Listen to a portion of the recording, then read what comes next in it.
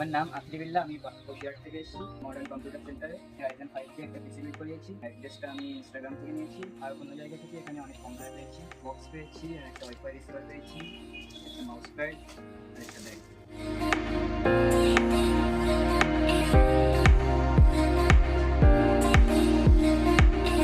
বারাসাত স্টেশনে নেমে 1 নম্বর প্ল্যাটফর্মের গায়ে ঘেঁষে মডার্ন কম্পিউটার বারাসাত।